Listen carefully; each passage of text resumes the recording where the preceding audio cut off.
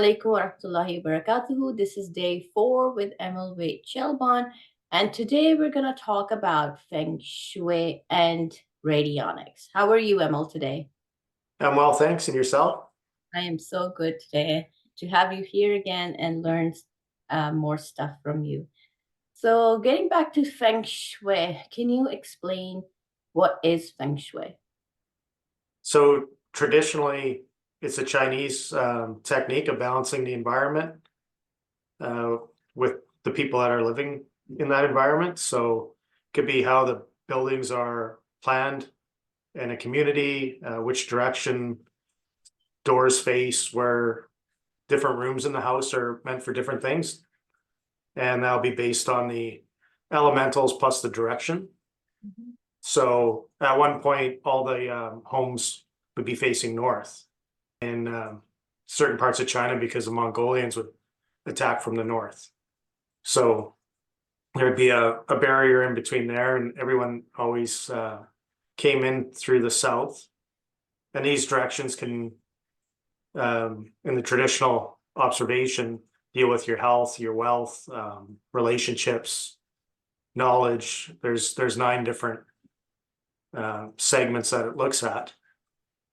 And it's not just Chinese, like the traditional Christians would always build churches facing the east at one point because Mhm. they're waiting for um, their ideas of Christ. And then it switched to all their churches facing west because they're waiting for the next incarnation of him to reappear. Yeah. So it's not just Chinese, but Chinese is very intricate, also deals with some astrology, but magnetic compass is a big part of it. Mhm. So essentially, how do you take it take advantage of your natural surroundings or not? There'd be places where they would never build homes. They'd be very unsafe for people to live in. So they can tell by the different weather patterns or understanding geopathic stress and what have you. So Right.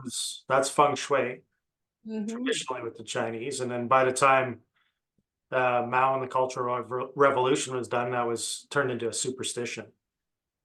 Oh. Even though by the great dynasties like Tang Dynasty, that very much incorporated it into that culture. Yeah. So you're looking at intentionally setting up your home and your environment and your community just for better feelings, more focus, better spiritual connection, what have you.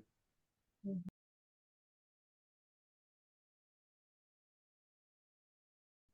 So, how does radionics complement or enhance traditional feng shui and practices when you apply to a living workplace or um yeah. So what I do is not a lot of city planning necessarily will look at where to build homes. So you have to deal with what you have, or there could be many people living in that location over years, with just how the society is built. Mhm. So you can look at any imbalances that are in your home or your business. It could be even for real estate. If there's a troubled home or business to sell, you can reharmonize the environment. Even business people use it to get better or more clients because now you're using this a better energetic in the subtle realm, and with intention you'll have more what you're seeking to gain. Right. So if there was a place where there was mass murder, someone was assassinated, something is related to those places or energies, some kind of energies are emitted from there. Could you elaborate a bit? Well, I've done balancing for people that have had serious issues in their homes. So one example is one room that was rented out by one client. Whoever was staying in that room had the life-changing disasters happen to them. Yeah. So um, we rebalanced that home and never had any issue like that again. Mm. But with that, the client did look into the history of where that home was built, and it was built on some type of murder or war happened there Mm. in the Toronto area. I forget the details of that, but anyway, she looked into it, and sure enough, there was a Yeah. Yeah. yeah, I think it was a mass killing if I remember correct. Yeah. So most of the times, I think when in our culture, like the Islamic culture, if we move into a new house, we rent a new place, or we buy a new place, we would usually go to every houses, do the adhan or the prayers, and then ask the entity, if there is any entity, to leave, because we are here intentions living in this house. Um. So People will ask me before they buy a home. They'll give me the coordinates and a picture, and is this a good home for them? yeah. Or if they're really set on it, could you balance it? So when we deal with entities and things like that with radionics, so it is quite helpful for a And some people have these extra, like, sensations. They would sense a lot of things. Like my husband's granddad, he memorized the whole Quran, and he was a pious man, mosque going person.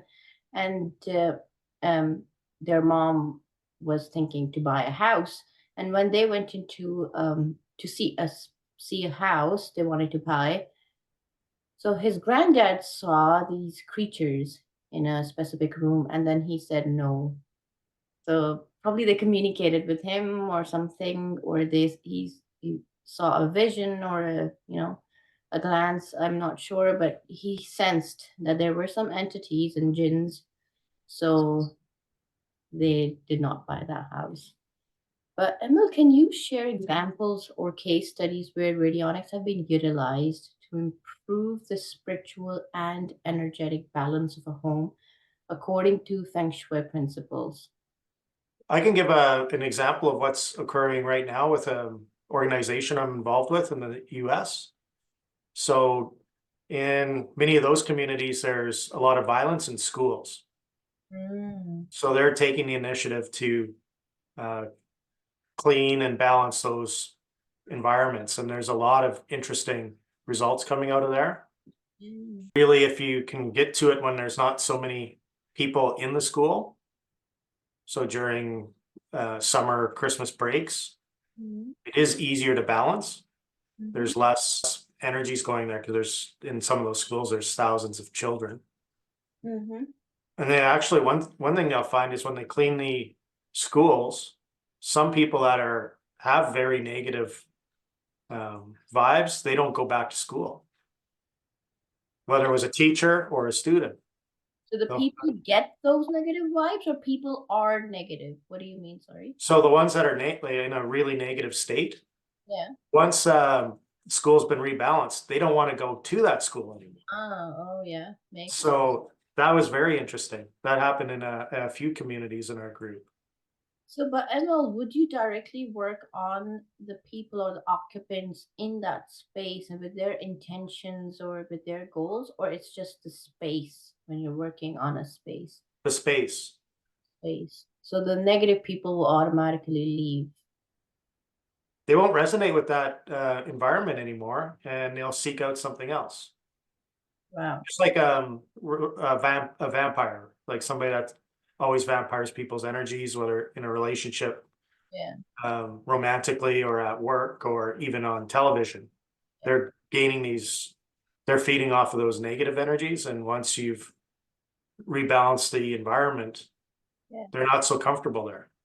Like I can resonate with what you say coming from, very Muslim environment, because there is and people listening to this would resonate as well, because there is a saying of Muhammad, peace be upon him. He said, if you don't recite the Quran in the house, it will be like a graveyard. So and whenever you come in the house, you have to say salam. Salam just means like peace. So salam alaikum, like anybody coming, and you come from outside, come with the right foot in, step in your house with the right foot, say salam, and then if there is any evil, uh, you know, anything, it would just automatically back off. So those are some things when you talk, they just come in my mind, because I've read the literature, and I'm making these connections, and it is so interesting. But how does the integration of radionics principles contribute to a creation of a sacred or spiritually attuned space um, within a home? And what transformations have been observed in the overall atmosphere? Radionics does work in some parts, kind of how you just described. When we look at getting rid of stressors, the environment is a lot more peaceful. There's tranquility, there's just a sense of comfort. So then the person is going to come from a different people in that home. They won't have the stressors holding them down so that they can share more of the positive energy Hmm. and have a better focus, better sleep, all those sorts of things, because your nervous system isn't so overburdened with all these subtle energies that are not in tune for you or your And family. what about like heightened sense of tranquility and calmness? So these are some energies which can you transfer if you are in a negative environment and you are a calm person. Could you transfer your calmness to at least the people around you or to Oh yeah, yeah, mm, and vice versa. So okay. if you're one big part of my consultations or my personal practice is releasing tension. Mm. I would So be really interested to know what are those practices, and maybe one day. Who knows? yeah, and so for me, that's really important. I even named one of my teas after that because that's how much it can change your experience in life. Sorry, what teas? I have one tea blend that has a lot of adaptogens in, so I call it tension release. Oh. So one thing is why I kind of term this feng shui also is um, if you came to me for a balancing or to see where your liver's at or your whatever the issue is. Right. Now, if you don't take care of your water or your home, Mm. that's the environment that's putting a lot of stress on your. So hard to educate people about their lifestyles and bringing them to this point where health is not, a magic bullet. It's changing the whole lifestyle from water, environment, home, and people around you and influences on you, the books you read, the dreams you have. There is so much. And to my audience, I really want to point out one thing. I was trying Emel's is it woman's? Forgot Oh the yeah, yeah, yeah.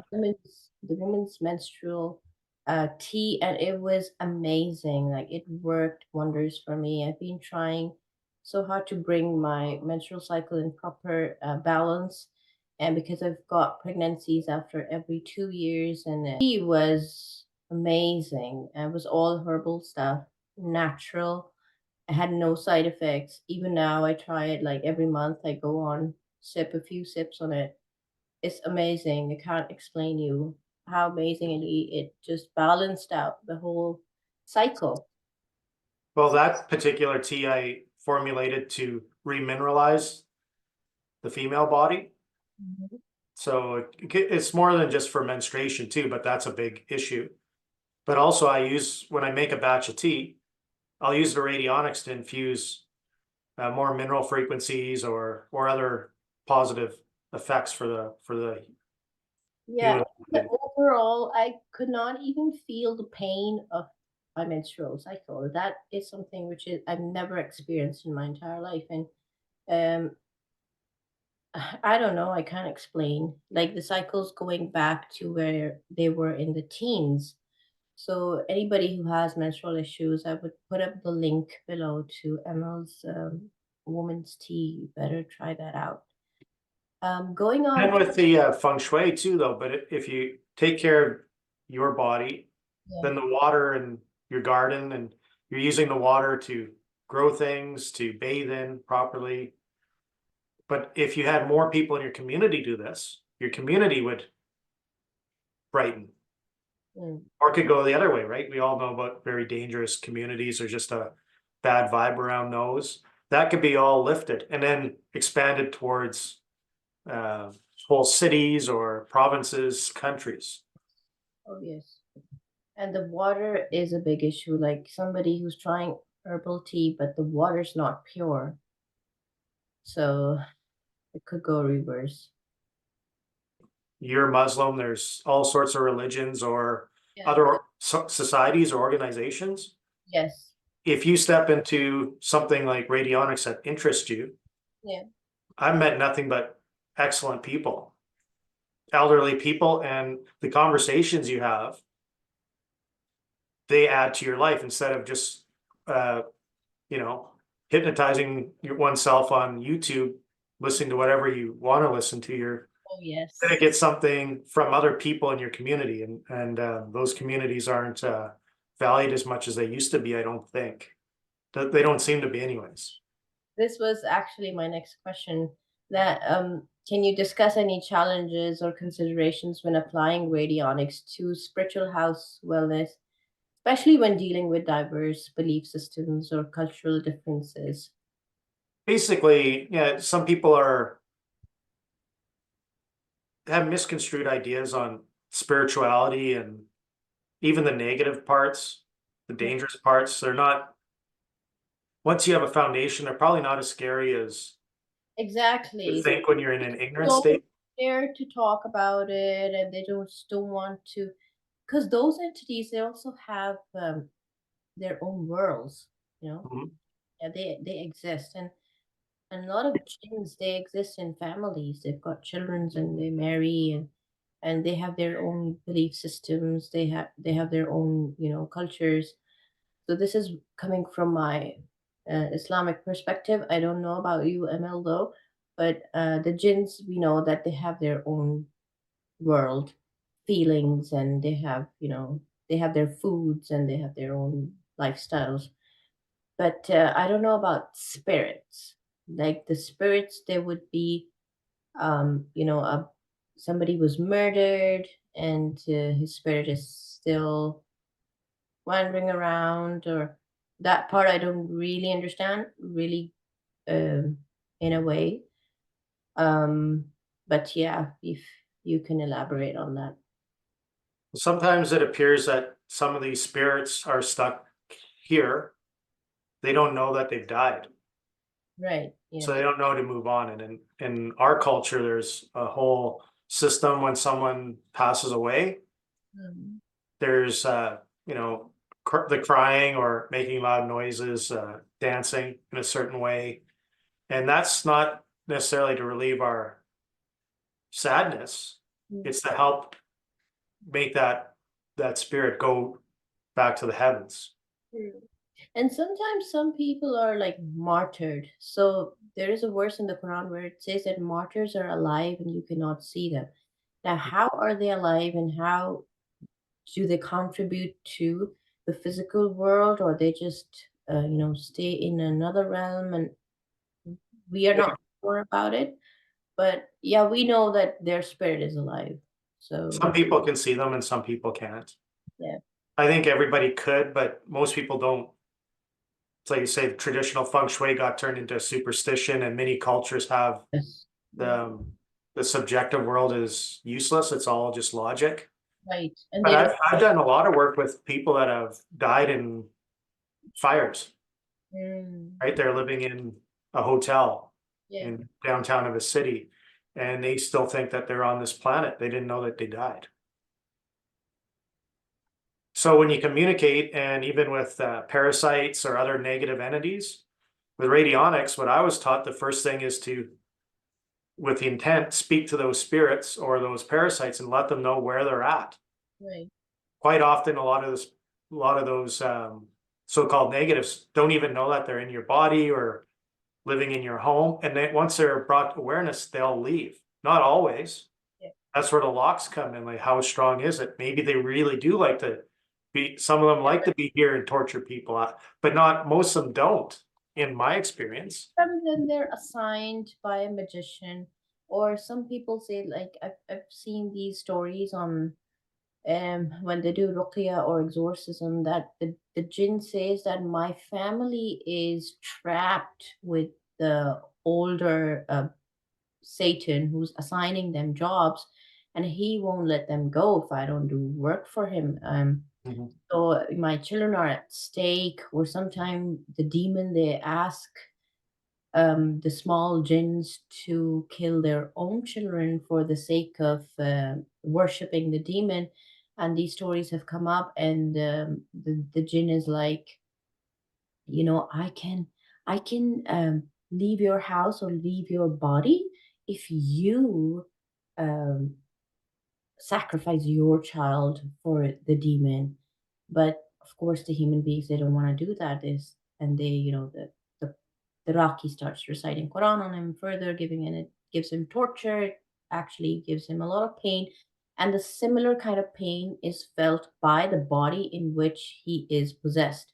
So these kinds of stories I've seen a lot in the Islamic uh, world. Yeah, there's a lot of magic in Africa and Asia parts, and a lot of people use jinns for their own benefits. But there's always some kind of a contract between them. So I'm not It's a in. fascinating area because, Yeah, yeah, spirits are used for negative gain quite often, but also the other way around. And we think that's okay if it's for what we perceive as good. yeah. If you can use it for the benefits of, there is a person who does that, and on a bigger scale organization. I don't want to take his name, but he uses jinns for the benefit of good organizations. So there are people doing it. Yeah.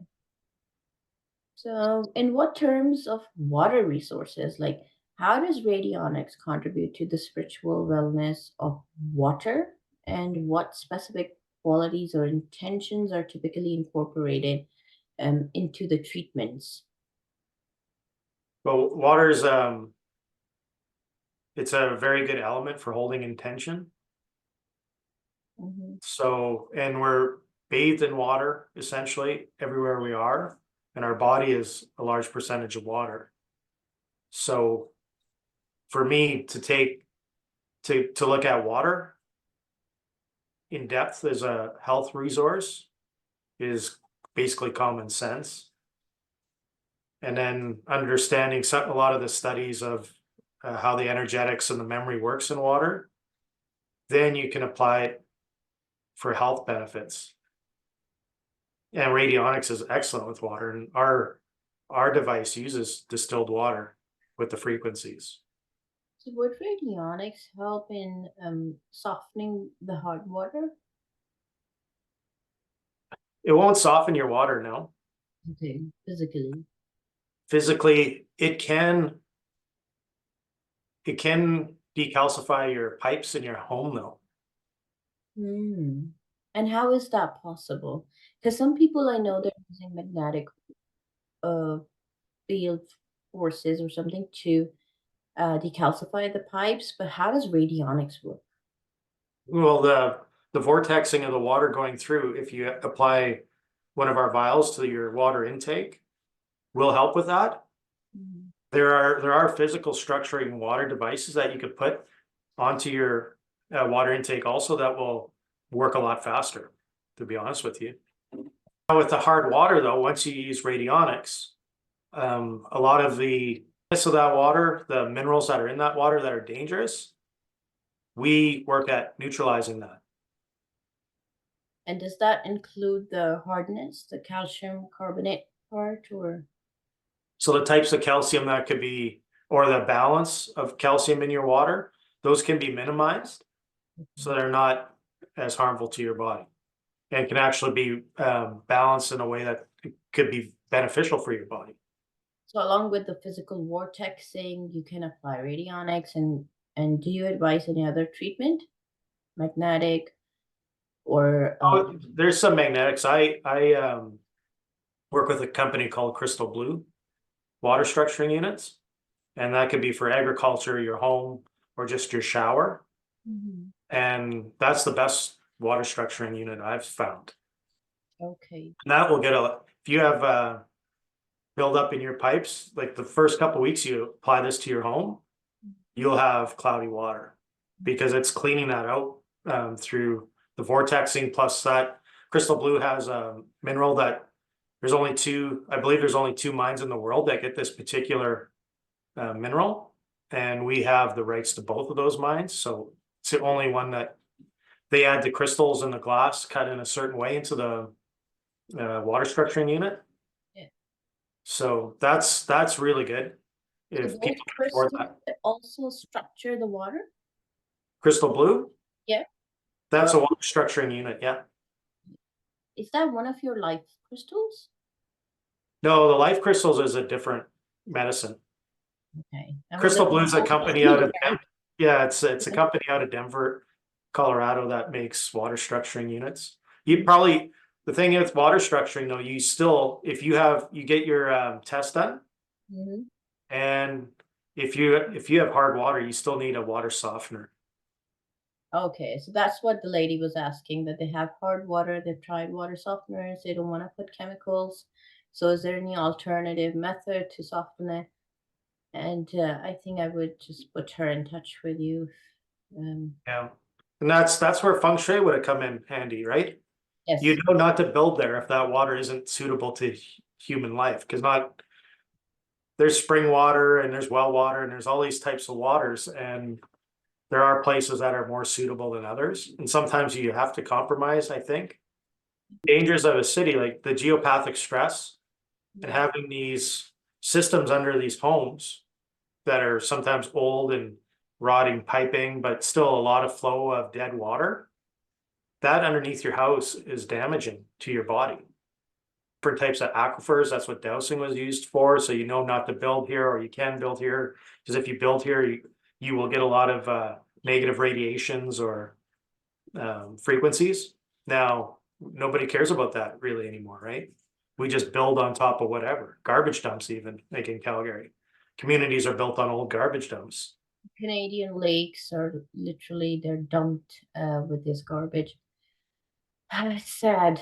Um, Emil, going on to our next question.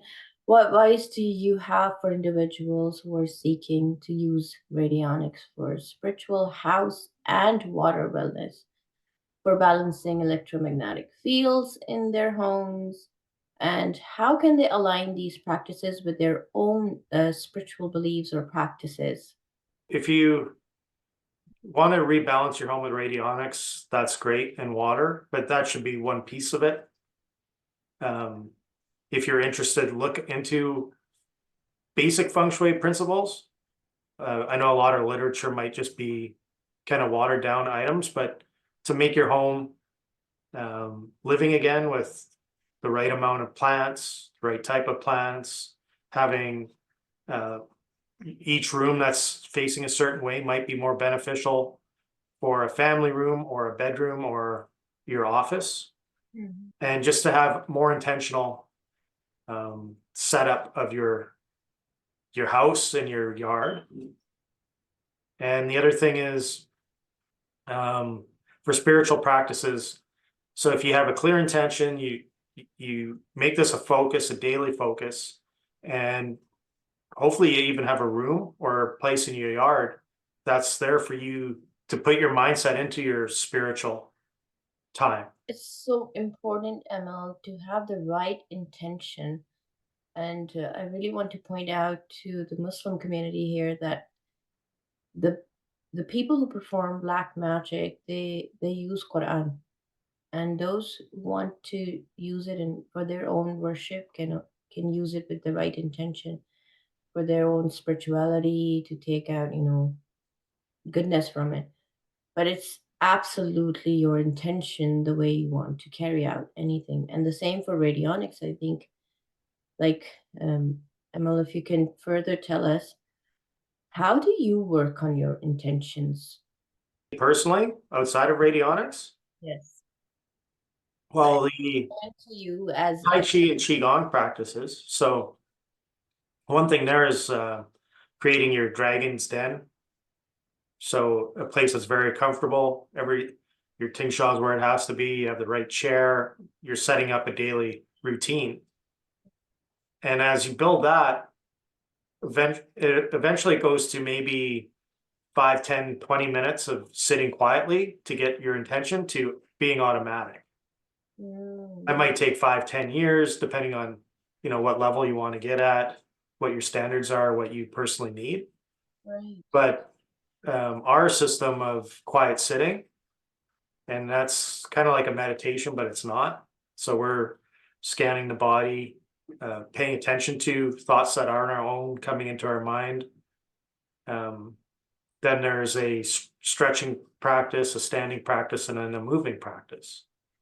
And then to do that every day, and ideally do it in nature as much as possible. So in the winter, I don't do that so much.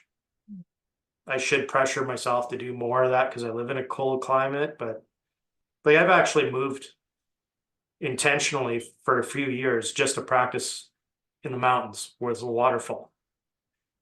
Wow, that is Right? So you can do all that sort of thing. I would recommend anybody do that if they're into that. Like, don't just sit in your city house or apartment or going to some church that's probably hasn't been cleaned out. right. Just for money and convenience. Like there should be a time in your life where you can, that's my opinion, go to wherever you have to go. Oh, you're absolutely right. I've spent 10 years in the desert in Qatar, and my nafs like myself would um like hunt for nature. And this was a quest. Like I wanted to be near mountains and waterfalls. And so even if you put a fake video of forest being in the Amazon somewhere on YouTube, it doesn't work like that. So you have to be in that space, feeling the energies around you with the water flowing, the trees, and the birds are singing and talking, and then you start listening to everything around you. Like you can even observe the insects, and it is so beautiful that I don't want to go back to any city life ever. This Yeah. is yeah, They were famous for talking to trees and yeah, different animals, and it's like you're not talking English. yeah, Like when I exactly. talked to my fish when they had that disaster in the fish tank, the sharks spoke to me in a dream, and That we're losing on water. yeah. But some of the things I've seen practicing intention work in the forest, Mm, in the mountains, you can't even explain it. yeah, can. People think you're crazy, but I've seen some crazy things over the years. And there's one really famous story about where in Madagascar when they have to kill or they have to cut trees, all the people in the village would just come surround the tree and start cursing and abusing it, and the tree would eventually, in a couple of days, die out. So that was their ritual practices of cutting off, getting rid of any trees if they wanted to. And it just clearly shows how everything it gets affected from the words you speak, from the feelings you transmit, from how connected we are um, to nature, to everything. Yeah. Our practice is if we're going to go take trees for some reason, you have to take a gift to the forest. So there's certain, if you need like pine needles, there's certain needles that you pick and you don't pick. There's trimming of trees that's necessary for a healthy forest. So sometimes do that. Sometimes you have to take the whole tree, but you leave something. Indians will leave tobacco quite often Mhm. for making essential oils. You'd leave some of your oil, anything. It doesn't matter really. So what So when you have to cut them out, you have to leave. I didn't get you properly. Sorry. if you're going to take anything from the forest, you leave something. It Okay. has to be an exchange. Oh yes. Same as like anything, whether it's the martial arts training, I have to give something to my shifu, otherwise I don't receive the information as well. Or radionics, there's some type of payment that has to go through so that there's a buy-in on both sides. And that applies in nature for us too. So anything we take, we leave something. Yes. Like they, Gratitude is basically the yeah, living in a city, we forget that the earth is paying the price. Even before switching on the electric bulb, we should think twice. Yeah, absolutely. Makes sense. So my last question for you, Emil, today, and then I can let you go. How do you approach the integration of radionics with other spiritual practices or rituals that are there any synergies or conflicts that practitioners should be aware of? Radionics. One thing I learned was doesn't it doesn't matter to me what happens. I don't. I was taught you don't if you can let go and just let your intentions work, it'll work out fine. Otherwise, it won't. Create barriers so you'll get inaccurate readings or what have you. So one of the synergies is just to I have my place, my device is always in the same place. I have to be relaxed or well rested, otherwise I won't work on a home or somebody. Yeah. So set up that um, habit and just let the work flow. So there's the synergies of understanding that everything has a spirit, everything has its place, even things that you label bad. Like if there's compassion, how did it get to be bad? And how can we remedy this? Right. Um, so try just, yeah, for me, just try to be pure in thought and intention and not try to work too hard at something um, so that it clouds the judgment. So if you look at the first grade, or I think in the second grade of school, they've taught us in science, these are the living matters and these are the non-living matters, and these are the things which have life in it, these are the things which don't have life in it. And water was one of the non-living things, and the stones and mountains and all of these were the non-living things, and then Oh, really? yeah. And then these are the living things which speak, touch, sense, all the five senses. But then later on, when you read the scriptures or you read other religious rituals from other cultures, and there are so many stories you can find that people could talk to a rock and people could, understand what the mountains are trying to say or Yeah. things around them.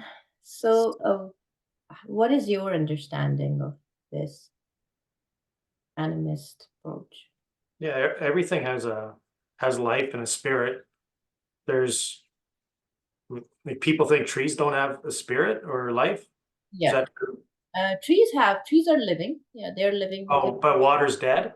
water's dead. Yeah, And sometimes water is dead, but yeah, it's like we discussed in the stagnant. Um, yeah, yeah, Good. but generally water is the most alive thing there is. Otherwise, you wouldn't be alive.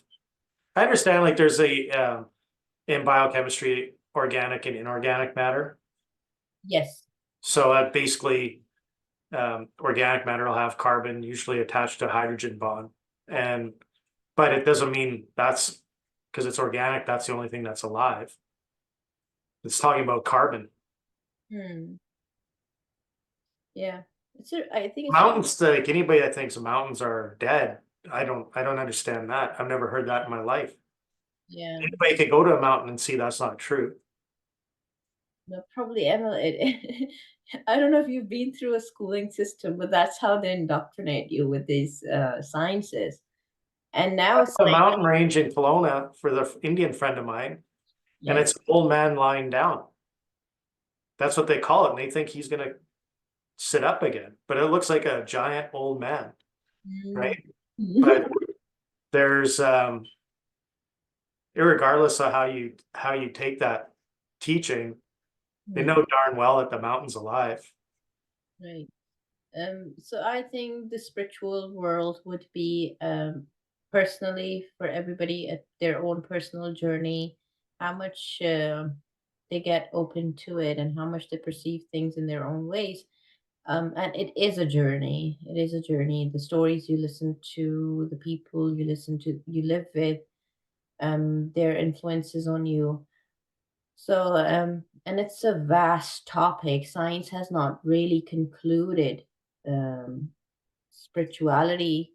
They've not come up with any machine to measure any kind of spirit or jinn or even like angels or God. So it's not there yet. And on this note, Emil, any last words from you? Because then this is our last interview, and then off we go.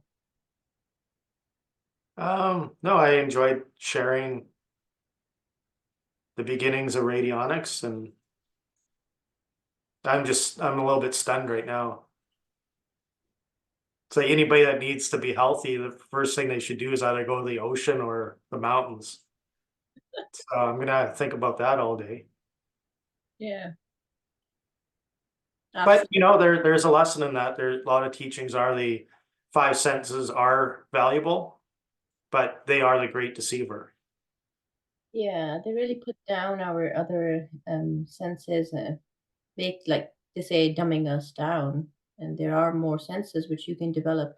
Those people who used to live in the forest, they had more senses. They could exactly see which animal is coming from the back just by doing these kinds of practices, and they had more developed senses, which we in a city life cannot even um, think of as any senses. Yeah, Yeah, it's fear based. People aren't scared. They get hit by a car every day in Calgary, but you go to the bush and you're scared of a bear. exactly. Now, if you're scared though, like I had lots of teachers, like they'd go up to most any animal. I'm not saying it would happen with a wild tiger for the average yogi, but if there was a snake, they just vibrated with the snake. They had a calmness and a peace with their nervous system, and the snake would leave them alone. Or like, I've been surrounded by like literally 2 dozen bears, and I've never been attacked. Grizzly bear? Black bears, Oh my goodness. yeah, that's just where I grew up. Or elk, even running on both sides of my little sports car, Oh my goodness. and they seem to have fun. But I think if I had a certain fear or aggressive energy, for sure they definitely would attack. I met old 90 years old lady in a park, and once a dog attacked her and he was about to bite her wrist, and she calmed him down by just, whispering nice, lovely stuff to him. Don't do that. Be nice, be nice. And he stopped right there. He was like, and he stopped. Yeah, So I used to practice on dogs like that. And once in a while, the dog would accidentally bite me a little bit, but never did they full on it. They never attacked me. according to her, she said the owners were, you know, asking him to do this. So she had to Oh, call could the be, police. yeah. Yeah, she called the police and the police took away their dog. So there would be some bad intentions to it. I don't know. Yeah. Yeah, when I grew up, we used to take Doberman dogs once in a while that were beaten in the province because we had those dogs. And um, yeah, we had some that took them years and years before you can touch them. They Okay. attack us as children. Dangerous because they're beaten with bats or other weapons. And yeah, I remember one particular, as soon as that dog was fine, took us years. You could pat him on the head and he wouldn't bite you and he's calm. Somebody drove on the other side of the highway just to hit that dog and kill it. And so those are life lessons that are, yeah, I don't, Yeah. what are the meanings behind that? Like they say, hurt people, or bad experiences leave you bitter. Yeah. But that is what we need to work on. Bad experience should not leave us bitter, and we should learn how to even love our enemies. So in a wise way, though. Yeah. Yeah, I think radionics helps with that Yes. because I work a lot in that genre of healing, more Yes. so than just adding, changing a diet or adding more minerals or what have you. everybody seems to be helped one way or the other with radionics, especially if that's the beauty of this art is it's for people that are probably more ready to deal with the spiritual side or the emotional side. If you're not into that, you're probably not, you think radionics is crazy and it's Yeah, a scam or something. pseudoscience. So I don't even deal with people like that anymore. Exactly. And people would just label us as quack and pseudoscience scientist and push us down. And maybe in the future, like maybe, who knows, 10 years later, we find it approved. We find radionics in hospitals, who knows? Oh, it But was approved in the 70s in Britain. yeah, a lot of these things, therapies are approved in the Europe. But if you don't think it'll help you, it won't help you. Yeah. That's why there has to be that two-way street and the buy-in from both the practitioner and the client. Because if you don't if you don't believe in it at all, your intention will block any well, not any positive, but a lot of the positive. So if I'm going to go to a science setting and do work on you and you're dead set against this, you're not going to get the results of somebody that is in Really, trouble and believes in it. yeah, absolutely. So, like we discussed before, placebo, nocebo, belief systems, and all of these. And I think, Emil, we're done here, and I'll let you go. Thank you so much for your time past these all 4 days we've been recording. I hope this was beneficial for our audience. Anybody has any questions, pop them down in the comment section and you can chat with me, call me. I will leave Emil's work number down below if you want to get in touch with him for body, home, or EMF water radionics services. Thank you so much for today, Emil. Thank you. Thank you so much. Have a good day. You too.